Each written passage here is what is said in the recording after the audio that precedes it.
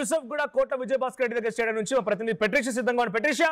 So Shaikpet మొదటి round ఫలితం వచ్చేసరికల్లా 8,926 ఓట్లు కాంగ్రెస్ వైపు, బీఆర్ఎస్ కి 8,864 ఓట్లు, 62 ఓట్ల లీడ్తో కాంగ్రెస్ పార్టీ కొనసాగుతోంది. సో మైనార్టీస్ ఓట్ బ్యాంక్ ఎక్కువగా ఉన్నటువంటి ప్లేస్ షేక్పేట్. సో షేక్పేట్ లో ఎంఐఎం కూడా గతంలో డివిజన్ స్థాయిలో గెలుపొందింది. సో ఇప్పుడు సిచ్యువేషన్ ఏంటి? అక్కడ షేక్పేట్ లో గెలుపు పైన ఆశించిన స్థాయిలో అవినియారాకి ఓట్లు వచ్చాయని కాంగ్రెస్ పార్టీ భావిస్తోందా?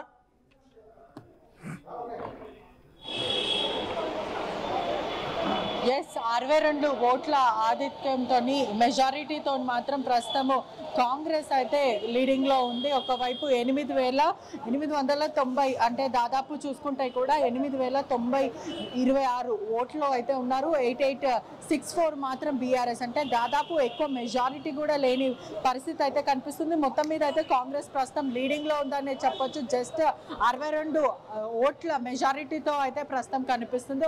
ఒఫీషియల్గా ఇచ్చినటువంటి స్టేట్మెంట్ ఇదంతా. దాదాపు చూసుకుంటే కూడా ఇప్పటికే బీఆర్ఎస్ మాత్రము ఎక్కువ మెజారిటీ అయితే లేదు. చిన్న గ్రాఫ్ ప్రధానంగా చూసుకుంటే ముందు నుంచి కూడా బీఆర్ఎస్ షేక్పేట్ పైననే ఒకవైపు ఆశ పెట్టుకున్న పరిస్థితి. అంటే షేక్పేట్లో ఒకవేళ మెజారిటీ వస్తే బీఆర్ఎస్ లీడ్ అవుతుంది అంటూ కూడా వాళ్ళు అనుకున్నారు. కానీ అభ్యర్థులందరూ కూడా చాలా సైలెంట్ ఓటింగ్ అయితే జరిగింది. బీఆర్ఎస్ అంతా కూడా షేక్పేట్ పైననే మెజారిటీగా ఓట్స్ వస్తాయి అనుకున్నారు. కానీ 2 పార్టీస్ పైన కూడా బలమైన పోటీ జరిగింది. ఓట్స్ తేడా అంతా కూడా 62 మాత్రమే కనిపిస్తుంది. గత ఎన్నికల్లో చూసుకుంటే కూడా ఏకంగా 500 మెజారిటీ అయితే ఉండే. ఎంటైర్ షేక్పేట్ అంతా కూడా చూసుకుంటే గత ఎన్నికలలో 1100 ఓట్ మెజారిటీతోనైతే వాళ్ళు గెలిచారు. కానీ ఈసారి మాత్రం వెరీ 2 డిజిట్స్ వల్లనే మెజారిటీ అయితే కనిపిస్తుంది. తేడా కూడా ఓన్లీ 2 డిజిట్స్కే ఉంది. పోస్టల్ బ్యాటిల్ కూడా జస్ట్ ప్రధానంగా చూసుకుంటే కూడా ఒకవైపు పోస్టల్